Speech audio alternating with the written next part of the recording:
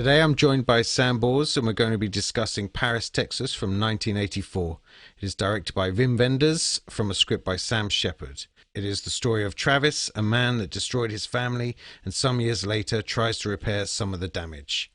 Now, Sam, this was your choice Yeah. for the podcast, and I would Yes. say that your tastes generally are more towards films like Surf Nazis Must Die, Howard the Classic. Duck, and Classic. Showgirls.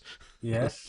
So I'm just wondering what on earth made you choose this 2.5 hour German American road movie? Well, the simple answer is that I went through Roger Deakins' top 20 films of all time, knowing Oh, that yeah, okay. knowing that there'd be some classy choices in there. My flatmate told me, he said, "Oh, have you seen Roger Deakins' top 20 film list?" And I said, "No." And he goes, "Oh, we should start working our way through them." So I had a look at it.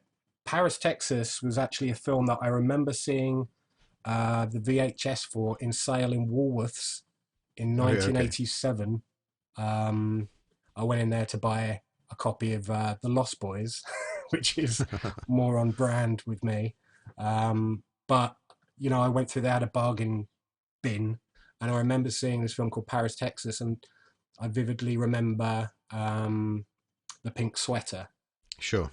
and I just thought I had a when I was younger, I was like I had a thing for blondes, probably You still had, do. you had a thing for Angora sweaters. Yeah, I didn't watch it because I watched it for the first time a couple of weeks ago, but I remember it was on my radar since Oh, yeah, then. okay.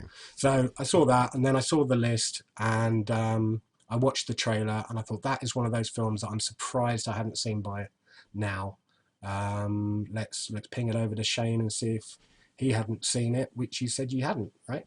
Well, I kind of thought I had, and I think because the pink sweater image is so iconic, and a few of those screen grabs from Harry Dean Stanton in the desert at the beginning, I Yeah. felt like I'd seen it. I felt like I knew the film so well, and in fact, about 3 minutes in, I was like, I had never seen this before in my whole life. So it was actually, I kind of had the structure, I guess, spoiled by years of studying cinema, so I kind of knew what was going to happen all the way through. But yeah, it was much more of a delight and much lighter than I thought it was going to be. I thought it was going to be some arduous, Harry Dean Stanton catatonic in the desert for hours and hours, and then stumbling into this peep show. But actually, there's so much more going on, so much stuff about family, and it's quite light and funny in places. It's much more gentle than I thought it was going to. Yeah, sure, I sure. think it's the Europeanness I didn't expect. I didn't know it was a European film. I mean, technically it is. Didn't it win it won a Golden Globe for Best Foreign Film? Even Yeah, though, that's right. even though technically, if you showed it to somebody, they wouldn't say, "Oh, that's a foreign film." Researching a little bit about it, I realised how beloved this film is. There's a BFI did a showing of it with a introduction by Sam Mendes. Apparently, it's his favourite film. Oh, right, okay. Yeah, I'm not sure if you saw that. Said it was a big inspiration on American Beauty. um, and apparently, it's Kurt Cobain's favourite film ever as well, Oh, which right, is okay. quite bizarre. There's a funny documentary with Wim Wenders being interviewed on the Criterion, and there one of his proudest moments is that the band Travis are named after Harry Dean Stanton's character, and that the band Texas also took their name. But he was Yeah, very proud of his influence on rock and roll at that point in the early '90s. apparently U2 as well. They were inspired to make the Joshua Tree after seeing Oh, Paris, right, okay. Texas as well. So Because we've they're got involved in, is it Wings of Desire and Far Away So Close as well, aren't they? I've two films I haven't seen. I didn't know anything had anything to do with you two. In fact, I think Wim Wenders made a film with you two, The $1 Million Hotel with Mel Gibson Oh, really? and Mila Jovovich. Yeah, You're right. I'm a little bit sort of new to the world of Wim Wenders or yeah. Wim Wenders. We did Alice in the Cities earlier on in the season, and that I would highly recommend. It's Oh a yeah, beautiful, brilliant little film. Yeah, and cool. I'm sort of a bit more open-minded now to seeing a few more of his movies. Yeah, yeah. No, I think I am as well because this was. I mean, I'm so glad I've seen it. and I think it's like it's modern looking, like I didn't feel like I was watching an old film, especially like, Sure.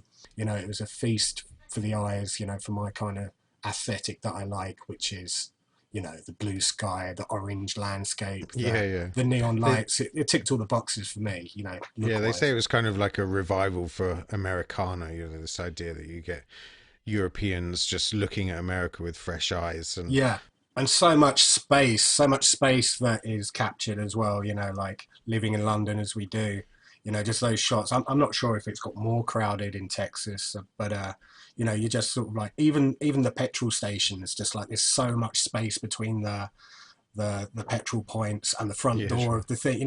Just the wide open spaceness is really, it's like a character in itself, isn't it? I've been a big fan of Ry Cooder since I was a kid, thanks to the classic film Crossroads, in which he did the soundtrack, and Oh, yeah, it's okay. he pretty much, like, he is a character in that. His guitar playing was a character in that film. So, and my dad loved Ry Cooder, had a load of Ry Cooder records. So as Spotify and streaming services came out, I was able to sort of like just listen to his whole back catalogue. Put it on at work and just let it all play through. And I remember like a standout sort of, one of the albums, some of the music coming through the speaker was like this really sort of haunting, ethereal slide guitar playing, with sort of washy tubular bells in the background. And I was like, oh shit, what's this? And yeah, sure enough, it was Paris, Texas. And I was like, oh, that's that Oh, yeah, film. okay. That's that film from Woolworths back in the day. Again, it's back. it's, yeah, it's stalking me. Raikuda's music in this is loosely inspired by a track by Blind Willie Johnson called "Dark Is the Night."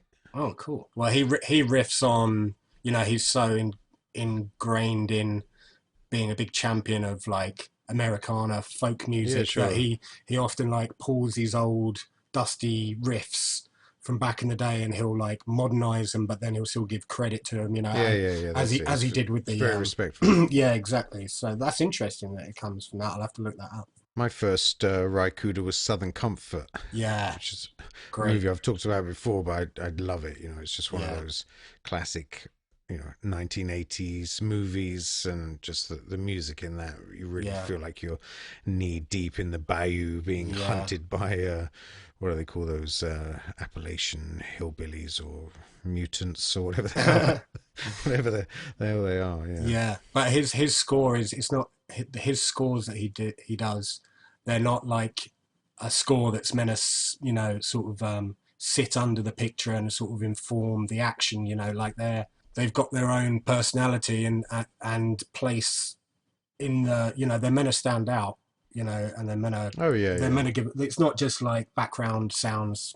Like they definitely have themes, and I'm sure you could probably hum. I'm not going to make you do it, but I'm sure you could probably hum the Southern Comfort theme. Bow, bow, bow, bow, bow. Goes something like that, yeah.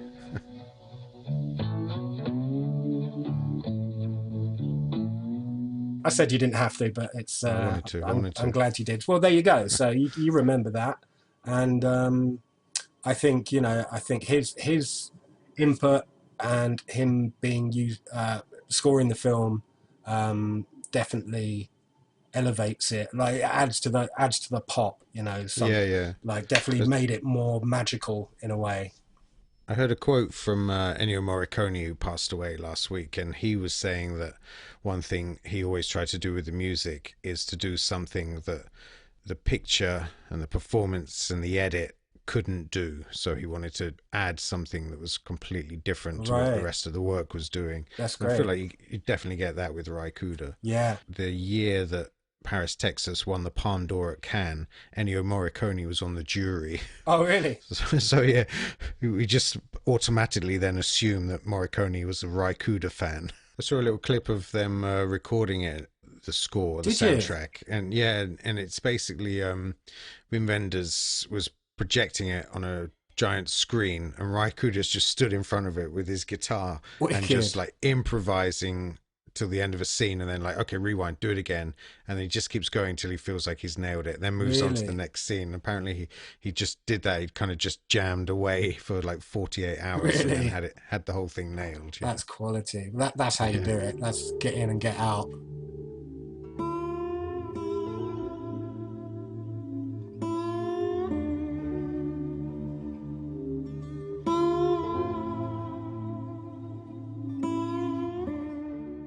We get like the American desert, and then we go straight into.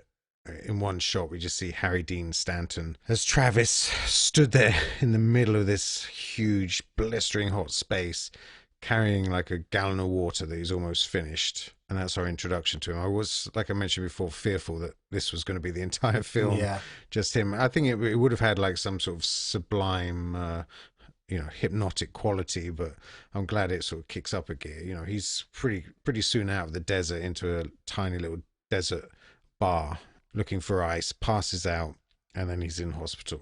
I love that bar. Yeah. Apparently all the locations they found, they didn't alter anything. There's no art direction. They Really? just walked in and shot it as it was. Yeah, that was funny. I remember when he first opens the fridge and then he shuts it again. And I was like, why not have a beer? But I guess, well, I mean, now in retrospect, we know why he didn't want alcohol. Yeah, yeah. He just went to the ice, and that's one of my pet hates is crunching ice. I can't even listen to the sound of it. And he crunches some ice, and all the hairs stood up on the back of my neck. But then he passes out. Yeah, and I mean, I've got to say, Harry Dean Stanton, he didn't have many leading roles. This was his first, quite late in his was career. it? But yeah, he's quite magnetic on screen, though, Oh isn't he? He's yeah. definitely got like a presence. Mm. Maybe in his younger days, he just didn't have the mileage on his face for him to be sort of enigmatic. Like his face is so weather beaten and like it just like It's an old bit of leather, isn't it? yeah, yeah, you can see a life lived. And then doesn't he wake up in the doctor's? Yeah, we get the German doctor whose name I've forgotten, but in the commentary, Wim Wender says he's quite a famous German director, Oh really? and who just loves acting. Okay. Anytime somebody chucks him a bone, he's there, sort of chewing up the scenery. Yeah, yeah, yeah, yeah. He was quite hammy. But that's the first time I noticed. I was like, whoa, that's a lot of green. Yeah, What's sure, sure. like? Surely that is not the way you'd want your doctor's office lit. If you're trying to make people feel better, like this sickly green. I was just like, I was kind of like, oh god, that's so much green. I would not want to wake up from having blacked out in this like luminous green room. And I think that's when I first went, oh, there's going to be like some experimentation with color in this film. They didn't have any references for the film, so I think traditionally filmmakers put together a kind of Bible and a lookbook and all the sort of designs for every kind of element of it, and look at lots and lots of film references to try and fold into a kind of vernacular for that type of movie. And then the other thing he said was they didn't have any shot lists, any storyboards. He said it was deeply frustrating for the rest of the crew, but every day he just watched the actors rehearse and then felt where the camera should be and how it should go. And he worked with Robbie Mueller to sort of execute the whole film that way. Yeah, shouts out to Robbie. Is it Mueller?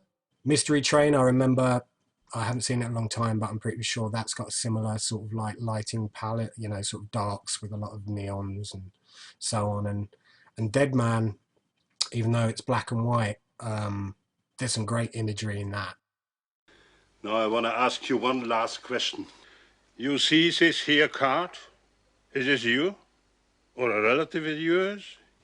Well, I'm gonna call up this number and see if they can tell me who you are. From the doctor's office, where he's just mute, isn't he? Yeah, so the doctor goes, and the doctor's trying to work out if he's crossed the border from Mexico. So I'm guessing around this kind of part of, is it Texas, that there's just an open border somewhere. But then he finds some ID in his pocket with his brother's His number. brother's business card. Yeah. Yeah, and then we go straight to Travis's brother Walt, who's in Los Angeles painting billboards.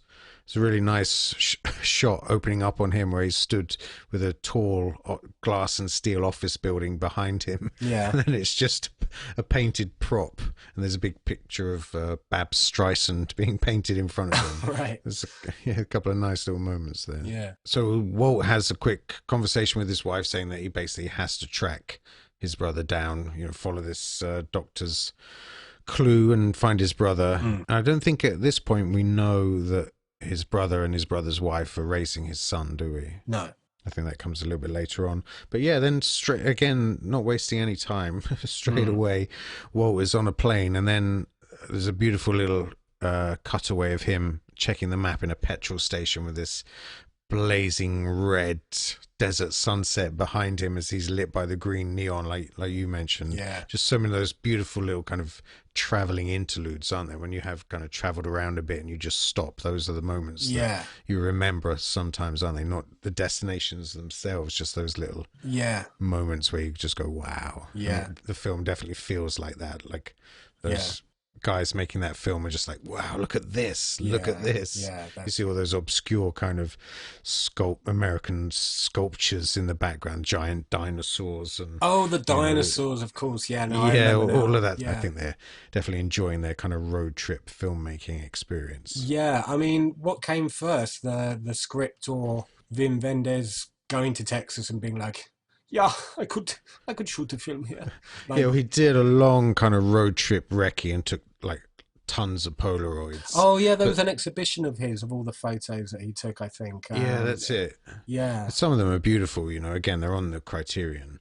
But the script itself was something he and Sam Shepard had known each other from like the festival circuit or whatever, and talked about putting a project together, and they didn't have anything apart from a kind of shared tonal meeting point. So this idea of a drifter coming out of the desert in America and trying to find his way to something, that was all they had. So they just kind of kept working on that concept till it became the first half of the film.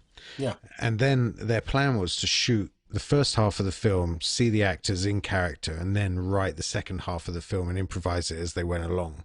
Right.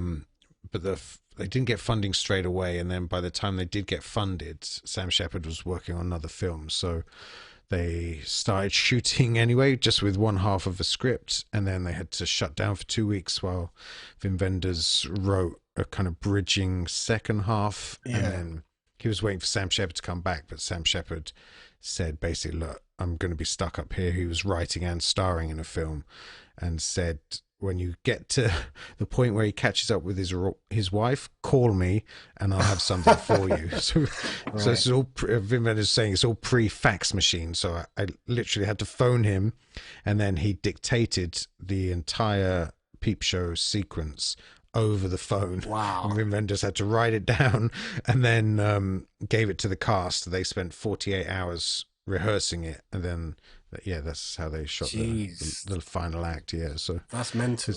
It's very kind of free flowing. Yeah, free. It's like a jam, isn't it? Like they're just. Yeah, I just don't think you'd be able to get away with that now. But he was quite apologetic for the back half of the second act. He was like, "Oh, this is the bit I wrote." Yeah. Oh, right. Okay.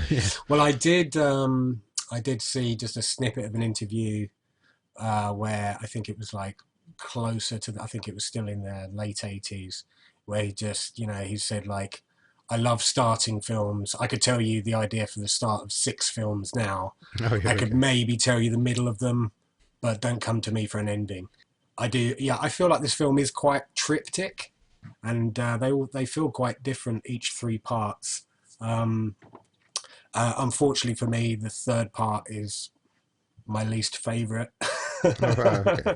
I can't say that I love the way it ended. I'm old enough now, like, and I got quite entangled in the sentimentality of it that I could have been happy with a happy ending, to be honest with you. When the brothers first meet, I was a little bit sort of taken aback by the fact that Dean Stockwell's character Walt wasn't more gushing to have seen his brother that he assumed was dead for the last 4 years. And it's almost You like, just we thought you were dead, Travis. yeah, and that was He's kind of it. very matter of Yeah, fact, isn't he? get in the car. That's kind of it. And because of that, I thought, what's the deal with this Travis guy? Has he done this before? And then I started thinking, oh, he's on the spectrum, this guy. Like he's just always been like this. And I thought that's what the story was going to be about, that he like Sure. A possibly bit was Rain on, Man. yeah, a bit of a Rain Man scenario. And that I thought that's where it was going to be going. And maybe he's got magical powers or something like that. And it's all going to go weird. Yeah, I think it takes a long time for him to kind of reconnect all the dots in his mind, because he's struggling to remember Walt's wife and their mother's maiden name and lots of kind of other basic details. And Walt's even saying to him, like, do you remember you have a son? So it takes a long time for him to come back to full normal, doesn't it? Yeah. I guess after I don't know what he's been doing for the last 4 years. If he's just been marching around following telephone lines and eating trash, then maybe. I don't know how long you can last without water. I haven't been stranded in a desert before, but I don't think it's too long. But anyway, that's besides the point. That I did, yeah. I thought he was on the spectrum at first, and then when he slowly starts coming out of his shell, I think one of the bits of the dialogue, somebody says, how long have I been gone? And he's like, 4 years. And he's like, 4 years. Is that a long time? And I was like, would you say that this guy's had like a psychotic breakdown? Well, I think, yeah, one of the nice things about the structure of the film is that you do get all this kind of puzzling mystery about his life, and the film gives you all of the answers. So by the end, you fully understand that he's been a massive bastard and then had a huge realization of that. Yeah. And something in his mind has just Snapped. Yeah, totally. Yeah, and he's been traumatized in the desert. There's some sort of like trauma realization, isn't there? Or realization trauma that, he's the kind of one that's responsible for destroying his family, and that's why he makes the sacrifice at the end for the mother and child to be together. Yeah, and it only took him 4 years to realize it as well, which I think is quite... Well, I think he wouldn't... I don't think he would have even got it then if it hadn't been for the doctor's intervention, his brother turning up and meeting his child again. I don't think he would have joined the dots. He would have just kept following the power lines across Texas. There is no like corny flashbacks of, throwing drunkenly shot glasses. No, he has to confess that, though. I think that's why it works. Yeah. The sort of end sequence, he has to confess it. He has to say the words. The only thing we see, and it's not a flashback, we do see the Super 8 footage of the family all together and happy, and it's a really beautiful sequence. That's a lovely scene. I was really touched. So yeah, so without jumping forward too much, he starts coming out of his shell a little bit on the drive home. He tries escaping again. Will they go to? So they go to a motel first, and then Walt goes to buy him some clothes, and Travis absconds, and Walt tracks him down again, and this time gets him dressed. He has a haircut and a shave, and then they're at the airport about to fly back to LA because Travis refuses to get on the plane, so they have to drive from New Mexico, is it, to Los Angeles. It takes 3 or 4 days, so there's lots of time for them to kind of bond. And there's the thing with the car, isn't there? He wants to only be in the same car, which fits with a sort of slightly more autistic reading of Travis. That's when I thought it was all getting a bit Rain Man-y. I was just like, dude, sure. Just get in the car. They're all the same. It's more childlike, isn't it? It's like he's sort of born again. I definitely felt sympathy for him. Like I was empathetic to his character. I wasn't like, oh, this guy's getting on my nerves now. I was just like, man, this is a broken man. But he's slowly coming out of his shell, and they do it in a nice, relaxed pace. There's no, he doesn't have like a big breakdown and just like, I remember, or anything. It's all coming back to me. Exactly. It's done in quite a sort of, and when he does start finding his voice, you're like, oh, it's not that he was mute. It's just maybe he hasn't talked in so long, and it suddenly felt a bit more realistic. And you start warming to him a little bit, and it's just like, maybe that is how you'd be if it's not like you'd have to learn English again, but you just like, oh, I forgot how to kind of talk to people, and I've only been thinking my thoughts this whole time, so anything I say is going to be is going to be like selfish thoughts that I've had, you know, about my mum and my dad and about this and about that, you know. So that kind of whole road trip ends with, there's a really nice sequence using a split focus lens, you know, where you have the foreground and the background are both sharp, and there's a little kind of dividing line across the center. They do a little driving sequence with that. There's 4 or 5 shots in a row that all use the same device. And then we pull up at Walt's house and we meet his wife Anne, and also Hunter, which is Travis's little boy, and his brother Walt and wife have been raising him since Travis disappeared. When I first saw their house, I think it is up on Mulholland Drive or somewhere. It's up in the hills. Oh yeah, it's San Fernando. That's San Fernando Valley, exactly. And they're up on the hills of it, and it made me think of Mulholland Drive because that's where that's kind of set. I think, yeah, I was watching it with my flatmates, and we were just like, ugh, I want to live there. You know, it's like such a nice location, you know, looking down over LA. Yeah, so he meets his son, and his son seems a little wary at first. Yeah, of course. And at first, yeah, I tell you what, honestly, he kind of barely remembers him, does he? Yeah, which is like how it probably would be. You know, like he was a baby when he left. How old is he going to be in it? I think around about 8, because when Travis asks Walt, you know, is 4 years a long time? Yeah. Walt says it's half a boy's life. Right. Okay.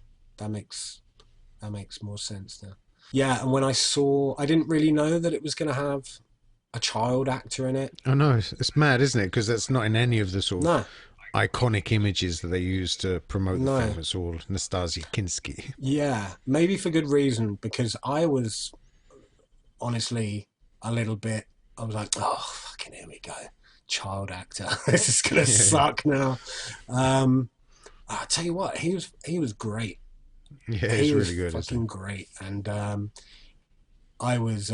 he made me feel a bit broody. I was just like, man, I'd like a little Hunter to go on some road trips with. And a little dude, like have a little walkie-talkie with him, you know, go on some little adventures. That'd be cool. But he does, he acts well, you know, really naturalistic, and it's really believable. He has a beautiful line when they're in the motel after they've kind of decided to go hunting for Jane, his mother, and he's left his kind of foster parents behind, or his adoptive parents behind, and he just looks at Travis while he's laying in bed, and he just says, you know, I'm so used to calling her mum, you know, like it's really bothering him that he's leaving his mum to go and find his mum. You know, like he's really kind of torn by that. I thought it's a really arresting little moment. Yeah, it's a definite head fuck for a kid, but you know, he's given the choice, and not in a you know, not in a pressured way. I don't think. I think that's what the nice build up. They're equals, aren't they? Yeah. Father and son are, you know, a little boy and a kind of slightly deranged father, right? Yeah. On level pegging. So I think that like we're saying about it being a sort of 3-act story, is that the second act is them connecting, their very slow connection and trust, you know, trust of each other, you know,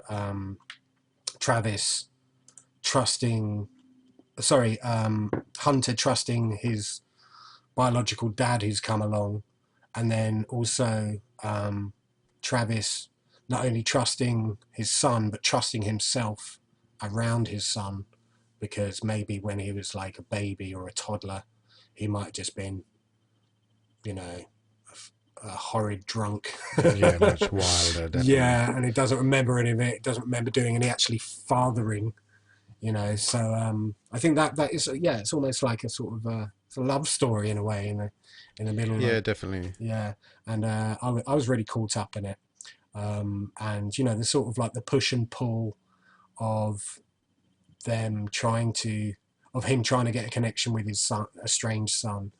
It starts really awkwardly, doesn't it? Where he turns up at school and his son is just like, I'm not walking home with this guy, and jumps in a car with his mate. I was hurt, man. I was really hurt. That's rough, isn't it? Yeah, I was just like, oh, poor fucker. Make an effort, you brat. Yeah. I loved.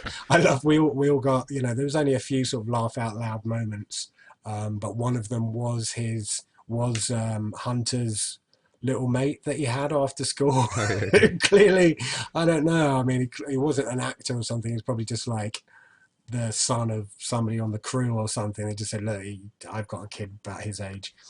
But he really had the voice of somebody from the old Charlie Brown cartoons. Who is that guy? You know him? Yeah, he's my father's brother. No. They're both brothers. No, they're both fathers. No, I forget it. But both whose father? My father. How can you have two fathers? Just lucky, I guess. And it was such a innocent, pure little moment, sort of captured on Yeah, sure. celluloid. Like, we all got a big kick out of that, and we all just kind of laughed and went, look at that little kid. It was really funny. But then they watched the Super 8 footage. I think we already mentioned that before, that is actually sort of, you see his kind of anguish and his regret and remorse just through a silent performance, Yeah. just not even doing too much. He's kind of looking at it, but occasionally looking down. It's not overplayed. Yeah, he has his head in his hands at one point. Yeah. But after seeing what he'd lost, I think, that's it, isn't it? What did he do to lose all of that? Because, the Super 8 just makes it look like pure love, doesn't it? It's poetry and a new family and so much kind of optimism and positivity. And how did they all end up like this? Three of them in completely different places, all alone. Yeah. And even through the editing of that Super 8 footage, the reveal of Jane is still kind of like cleverly drawn out. It doesn't just start with a shot of her face. It's like you see them all in a car, one of those big cars where you can get 4 people sitting in the front seat. Yeah, sure. But you never really you're still kind of like teased with just like, well, who's this mystery woman? Who's the mother? And like, it's really nicely edited together, so that's kind of eked out. And when you finally see her, you're just like, oh, I see why he was so sort of hung up on this girl. And I was like, oh fuck, I totally forgot how stunning Natasha Kinski was.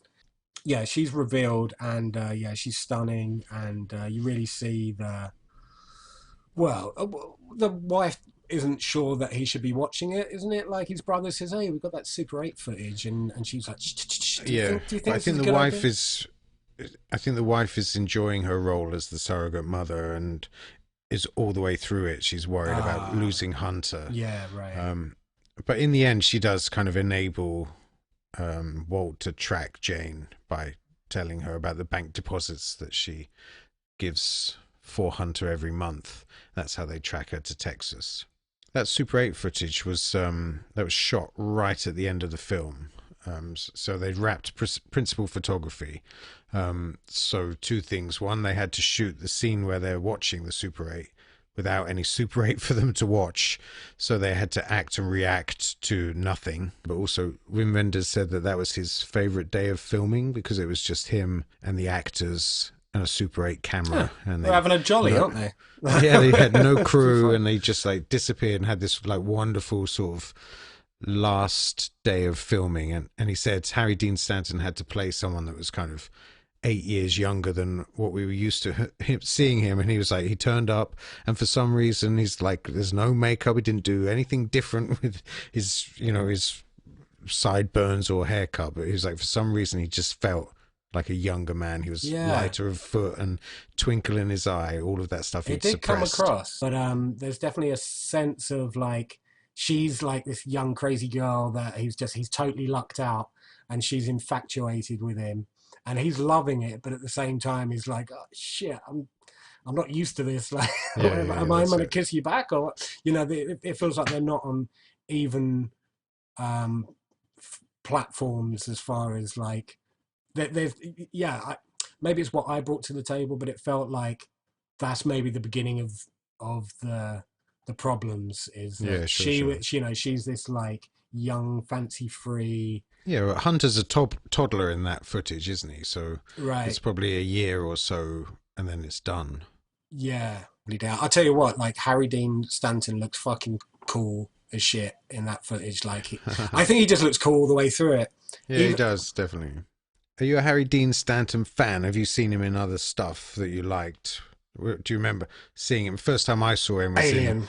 Escape from New York, where he played Right. Brain in Escape No. from New York. That Alien or for me. Kelly's Heroes. He was in that as well. I can't say that I've seen a load of his films. Alien. And I just thought he was great in that because the whole ensemble cast in that, they're all so naturalistic. Yeah, sure. He had this sort of French buddy friendship with, is it Yaphet Kotto? Goto, yeah. And I thought, like, they're so believable. I'm just like, oh, they're old. Yeah, a couple of space mechanics, aren't they? Yeah, yeah, exactly. exactly. Really. Yeah, and I loved him in that. And then I don't think I saw him again until I saw Wild at Heart. Wild at Heart, yeah.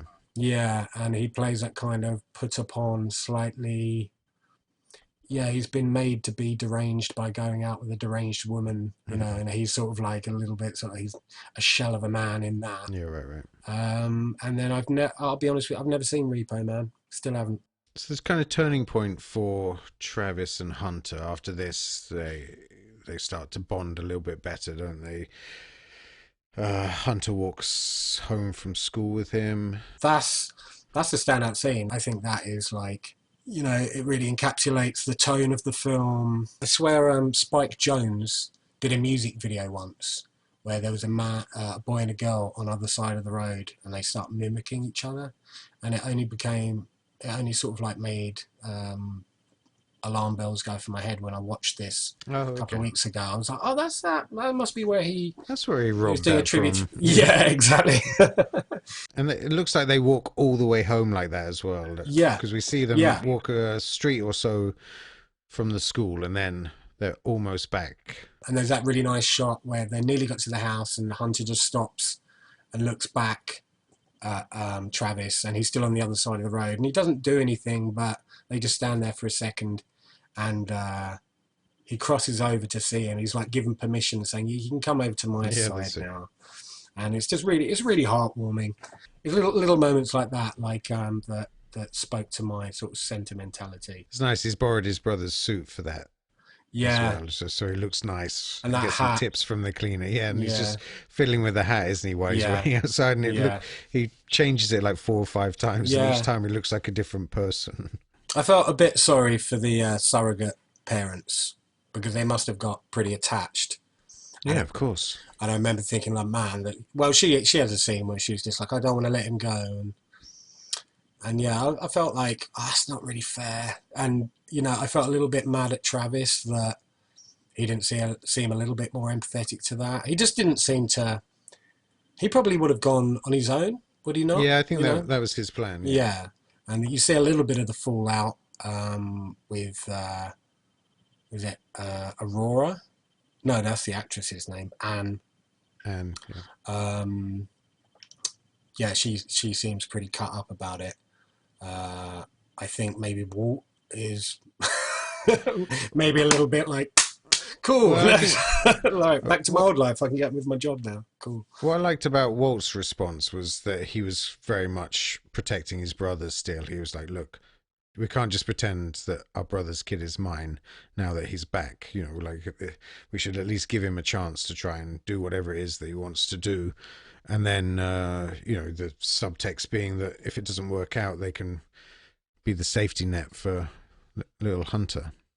Yeah, and then it kind of like it shifts gear into a kind of like road movie for the second third, and I really enjoyed that. I loved that scene of them trying to track her down.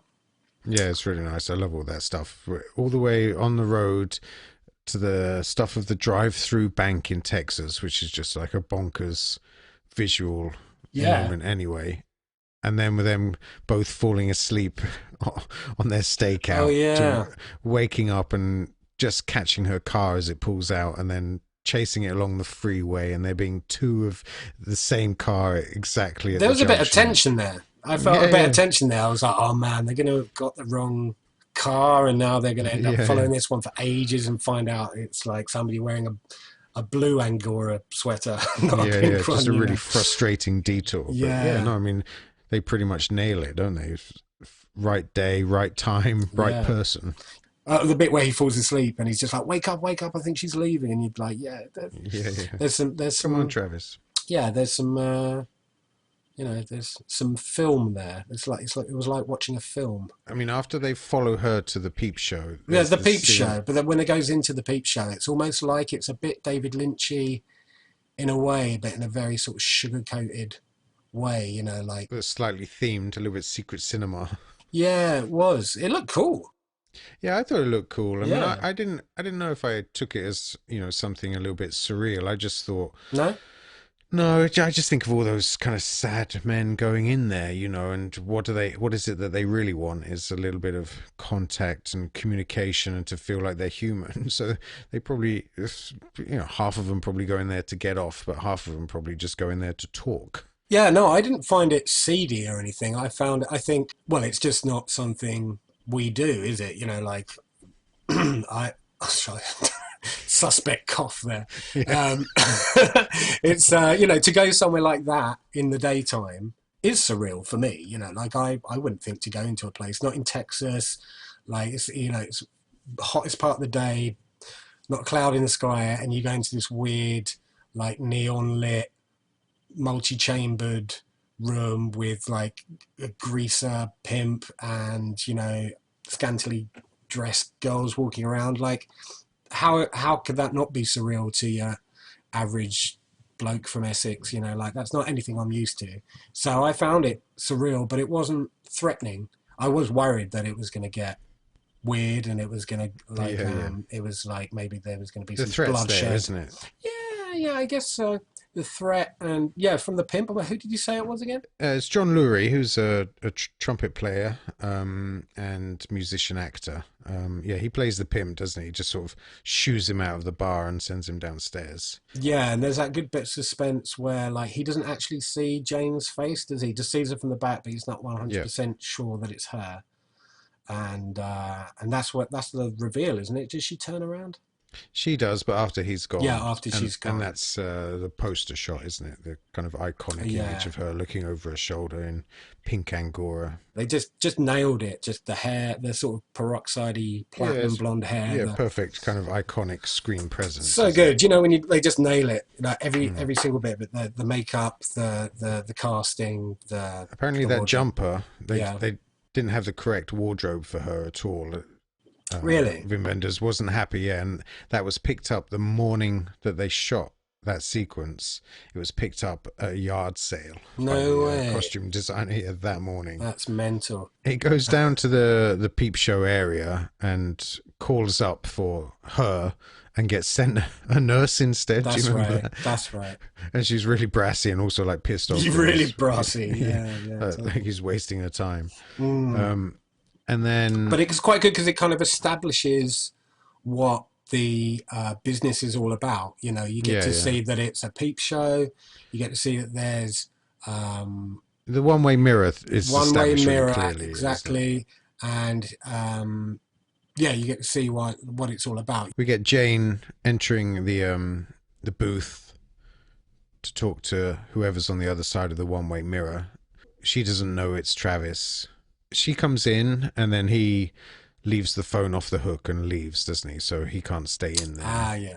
I think one of the ironies of the film is that by the end of it, after her experience with him, she's become the thing he was most afraid that she was going to be. But there is something about how women mature quicker than men, and how some men, are perpetual teenagers, even into their 40s and 50s. They still act like, honestly, don't know like what you babies. mean. I don't know what you mean. I'm not pointing any fingers. It's not an accusation. I'm talking about the film. So. Oh, okay, yeah, cool.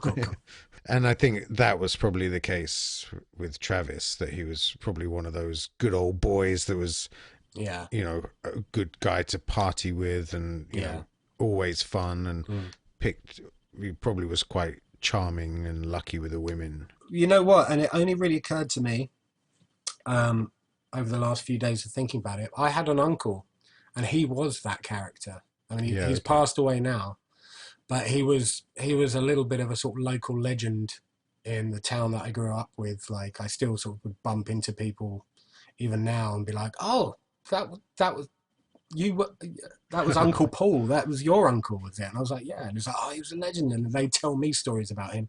Sure. And he tried, I think he tried getting married once, and that lasted all of like half a year. And he had a few other sort of like, you know, wild relationships, you know, these sort of like, I'd call them auntie for 1 year and never see them again. Sure. So he was a little bit like that. So yeah, that does ring true. Different auntie each Christmas. Yeah, exactly. He does a runner, and then he picks up Hunter, and they spend the night in some tiny little town where he starts drinking again. And I think, but there's also something, and I think this is kind of maybe why we're robbed of a happy ending. I think there's something about when he sees her and the way it makes him feel. It also kind of triggers those old habits as well. Yeah, you know, there's all that kind of mileage and baggage, and the first thing he needs after he's seen her is a drink. Yeah, which is not who he wants to be. You know, he's had this time with his son sober, and you know, being a kind of good man, and just seeing this woman again triggers that thirst. Yeah. And the thirst leads to, you know, the rage and so on and so forth. That's what we find out later on. So I think that this sequence tells us why we're not going to get the happy ending. And it's nicely done. It's a really nice sort of like shot. You know, the camera's at the back of the bar. It's in a dive bar, and it's, you know, pointed towards a window. So he's in silhouette, and he's having his drink, and Hunter's there by his side. And what does Hunter say? He says something like, I hate when you do that. It stinks. You know, talking about the booze. And I think he still takes the drink anyway. But like you say, you know, and he stays for another one as well. Yeah. So you can see how that, once he's back in that groove. Yeah. How that defines him. I get the feeling he's a really shitty drunk. You know, he's not a happy, huggy... We get a little flash of that, don't we, when he's all melancholy with Hunter, when they sort of crash on some sofas and chairs, don't they? And some abandoned, and they kind of take on the therapy positions where Travis lays down with his head on the pillow and Hunter's sat on the armchair listening to him. Yeah, he says some quite bizarre stuff, doesn't he? I can't remember. Well, he's talking about that thing with his father saying that his mother was from Paris. Right.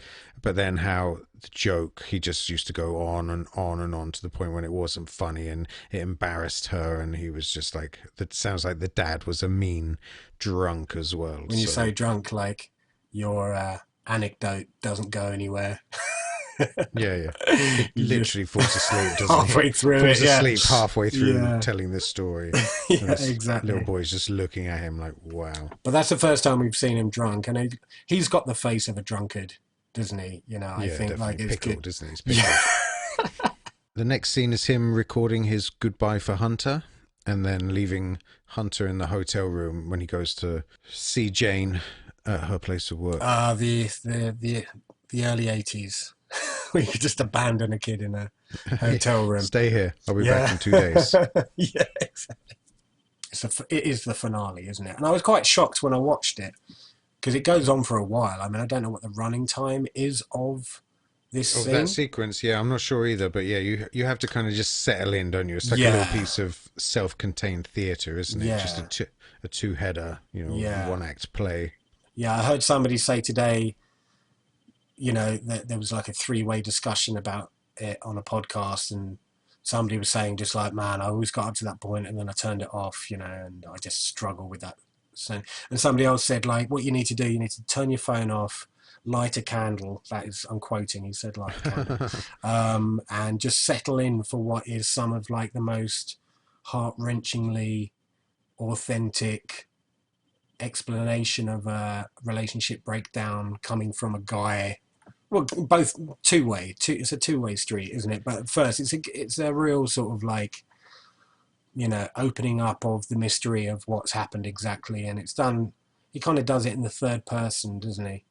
Yeah, he's telling it like a story at first. You know, once upon a time, there was this man. He was older than the woman he loved. And he kind of, but then as he kind of gets comfortable with the words, or comfortable with the truth, I think it definitely becomes much more heartfelt, and it's a painful confession for him, even once removed, and that especially I think when she knows that it's him, then you kind of She goes through the gamut of emotions acting wise, though, doesn't she? I think they stay she's on her, really don't they, good. for one section where it's just cuts to her reaction and then just stays there for like 3 or 4 minutes as she's listening and responding to, you know, this man who's kind of well aware of all of his mistakes and every step from the good time to the end. Yeah. And his responsibility for that is really powerful.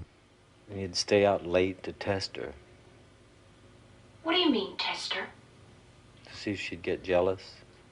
He wanted her to get jealous, but she didn't. She just worried about him. But that got him even madder. Why? Because he thought if she never got jealous of him, that she didn't really care about him. Jealousy was a sign of her love for him. And then one night, she told him that she was pregnant. She was about 3 or 4 months pregnant. And he didn't even know. And then suddenly everything changed. He stopped drinking and got a steady job. He was convinced that she loved him now because she was carrying his child. And he was going to dedicate himself to making a home for her. But a funny thing started to happen. What? He didn't even notice it at first. She started to change. I'm quite mad at her. Like, why is she working in this pretty grotty job when she knows she's got a son out there? And all right, yeah, she's like going in and paying what she can and stuff, but you know. Well, she's contributing to Hunter's upbringing. I know, but you know, she's like the one that stays in touch. The father's fucked off completely. Oh right, like, yeah, he's yeah, got yeah. nothing. Yeah, you know, she's doing a much better job at being a parent distant than he has been. Were you angry at him when you found out he had a son? Yeah, and it's really honest, you know. Well, she loves him, doesn't she? That's the thing. Him, and he's abused her, and she has kind of, I don't know if she's forgiven him, but no, because you see her go from being sort of like mad. You see her sort of go realization who it is, feel quite sad that like, oh my god, this is the first time I've heard his voice in ages. Then kind of like show a little bit of just like, I fucking hate this guy, and then a little bit of like, oh, but this is the most open I've ever heard him talk. Yeah, you know, and just within sort of 3 minutes, you see her like really go through the Krypton factor of emotions like you would do. You know, it's some great. I don't know how many times they rehearsed it, but it's some great acting. Is it Sam Shepard who wrote that entirely? Yeah, so he wrote that entire sequence. That was the sequence that was dictated over the phone. Oh, great. That's a few days before they shot it. It is good. Yeah, and I think, you know, you understand by the end why she has ended up where she is doing what she's doing. You know, it's pretty grotty, but it's a way for her to cope, you know, just looking into that mirror every day and hearing these voices. And she says at one point, you know, every man that comes in has your voice. They all sound like you. Did she say that? That's nice. Mm. Well, I think it's more like it's a curse. Oh. Okay. I was watching that going, I've been to Amsterdam and the peep shows that, you know, they're not as innocent as this makes it out to look. Like, it's not usually just about lonely people wanting to talk about their day. I mean, it's usually about some girl dancing about in less and less clothes. Yeah, I mean, I think I'm probably going to have to take the fifth on this. Yeah, exactly. I mean, as a sailor, I know that you know nothing about any of this. Not me. The other guys. What I heard from the other guys. Right, yeah, exactly. I wasn't a massive fan of the last act of this film, and I think there was a few things like that just pulled me out of believing in the situation, and one of them was just like, what is this place? There's no places like this. I quite liked the reverse shots where we saw her looking at the mirror, and you saw that they hadn't even bothered to finish the surrounding wall. You could just see the I liked that. I didn't know if that was a mistake or not, but I guess it wasn't. I think, yeah, it's just, you know, they've just done the bare minimum, haven't they, to make it credible. Do you know what actually it reminded me of? And this is not something I've experienced, but when you and I were flatmates, I remember you watched a lot of Babe Station, and it's quite it's quite a lot like... Yeah. It's quite a lot like that. Yeah, something was definitely unfinished when I used to watch that. You know, I felt like it was long when I watched it. But I think now that I've seen it and I know what's coming up next time, I would kind of be anticipating it more and knowing how much information emotionally and historically for the characters is all wrapped up in that scene. I'd probably be looking forward to it. But I think your first kind of viewing, when you know you're close to the end of a 2.5 hour movie, you sort of want a little bit more kind of razzle dazzle. You want something that's kind of... Or that something worse had happened. I mean, like, what is it that had happened? He was going out there, he started drinking too much, he started becoming jealous of her. Handcuffed her to the radiator so she couldn't get to the baby. You know what they really needed was a flashback. So the peep show ends with Travis telling Jane that Hunter is in a hotel room in the city and that she should go and pick him up, and they'll be reunited. And then we get the sort of as close to a happy ending as we're going to have, which is a beautiful kind of mother and son hug, pure joy. I actually got choked up, and the moments in watching films increasingly as I get older that I get sort of choked up by something is getting few and far between. But the lovely moment where like they see each other and she goes over to him, she gives him a hug, but then she kind of like, he leaps up and he wraps his legs around her like a baby. Yeah, it's pure, isn't it? I was just like, oh my God.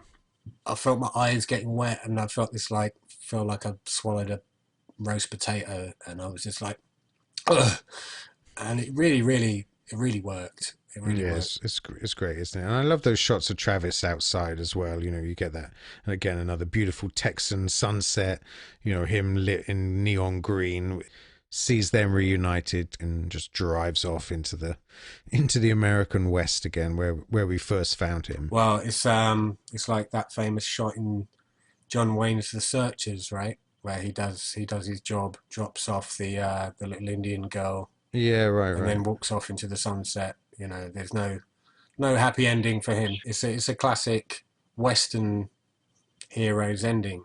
You know, I played it over in my head a few times that it ends the way that it did, and he gets back in the car, and because I'm a child of the 80s, they both come running out together and go, no, don't go. We're a family. And then he screeches the brakes to a stop, and he gets out the car, and they all hug. Credits. Thank you. Good night. Everybody can go to bed happy. No. Thwarted. No. I mean, he needs to make a bigger sacrifice in penance for what he did. But he got on so well with Hunter. Why not? Yeah, definitely. Why would you sacrifice that? So what? So he gives up Hunter. His brother and his sister-in-law, they give up Hunter, and he just puts her in the arms of a lady of the night. Is that the best? Is that the best decision for a child? I don't know. I mean, I predict that Jane and Hunter probably drive back to LA and spend some time with. Okay, you tell me how it's going to end. Yeah, that's how I think. Give me the happy ending that I missed. Well, I think if you're on Travis's side, he is probably going to be more like the Incredible Hulk, where he just goes from town to town helping other people in need. You got it in there, didn't you? You got that. Yeah. I mean, the ending was it? Would you say it's downbeat? I don't know. I don't know. I found it. There was definitely a euphoria in the mother and it was son lovely. Being reunited. Did you notice they were both dressed in like emerald green? I liked him driving off, and I feel like I was like, you want there to be a happy ending. Sure. But he's proven that there can't be, because he will fall back into old patterns. He's too destructive, I think, and I think what he's given them is some security. Damage is done. The damage is done. And he's given them a chance to reconnect, because ultimately their relationship wasn't broken. It was just collateral damage from his own destructive behavior. So he gave them a chance to be reunited and happy ultimately. Yeah, you feel like the only reason the relationship went sour is because of his insecurities. Like, it's not her fault that she was young and pretty, but he couldn't handle it, and he fucked it up. All right, so look, this was on your watch list for a couple of years. It's one of those films I think probably most people have got it on their watch list. I don't know how many people will actually get around to seeing it, but is it a film that you would say other people should kind of invest the time in? Well, I'm a big fan of Roger Ebert, and I still like rate his reviews. Oh yeah, okay. And he actually he had a 4-star rating system, which I'm sure a lot of the listeners are aware of. Sure. And he did half stars and all the rest. But 4 stars, he gave, maximum 4 stars, and he gave it 4 out of 4. He said, Paris, Texas is a movie with the kind of passion and willingness to experiment that was more common 15 years ago than it is now. It has more links with films like Five Easy Pieces and Easy Rider and Midnight Cowboy than it does with slick arcade games that are the box office winners of 1980s. It is a true, deep and brilliant film. I was satisfied when I got to the end of it. And everybody I watched it with, like a few different age brackets of people. And everybody said nobody said they didn't like it. Everybody said, yeah, that was good. Do you think you'd ever watch it again? Only if I was showing it to somebody who said they'd never seen it before and they wanted to watch it, and I'd watch it with them. Do you think you discovered it too late in life? I feel like I did a little bit, yeah. Yeah. I feel like I did. Do you think it secretly looks boring and that's why people hadn't seen it? I mean...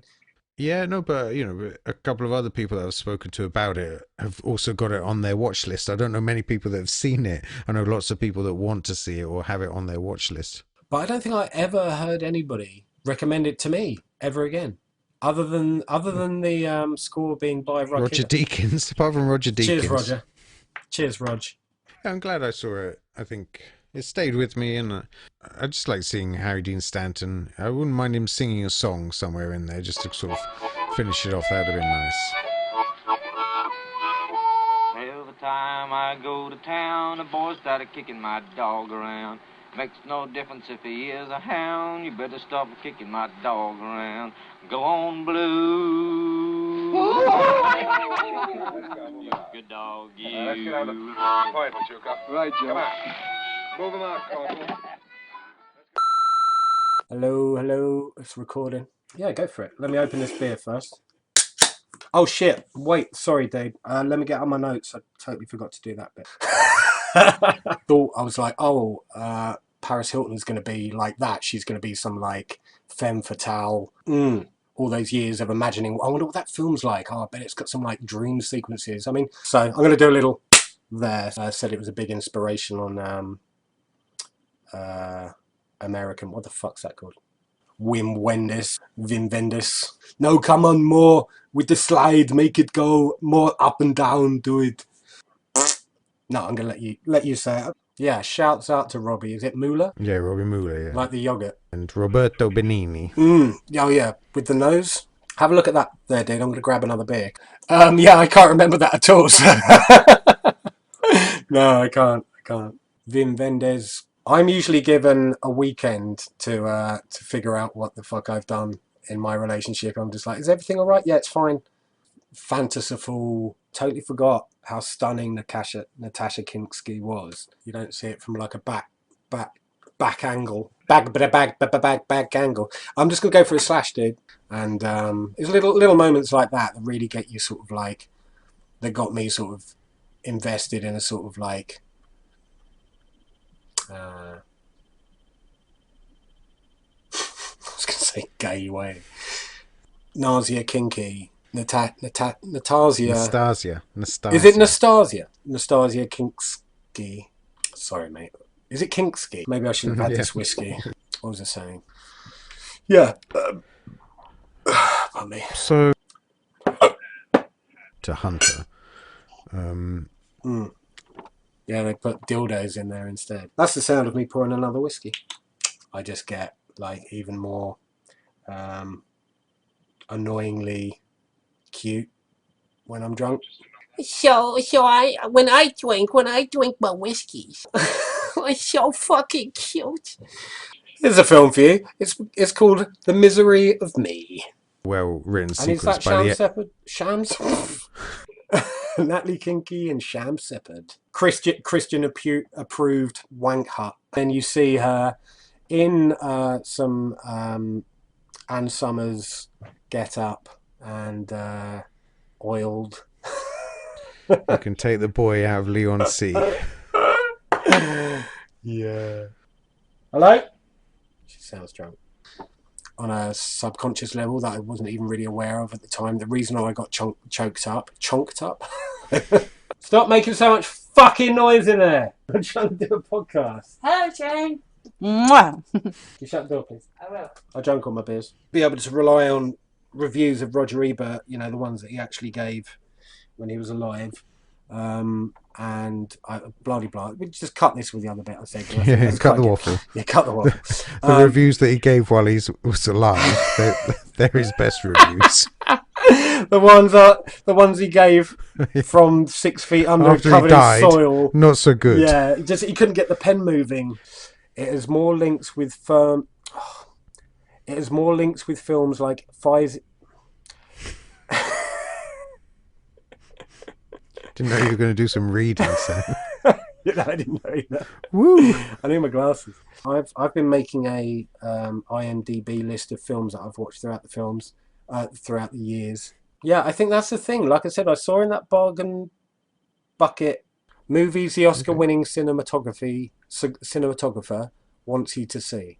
That's it. We're done. Can you leave in some of the comedy? I think this would be funny. Yeah, Leave definitely. in some of the comedy.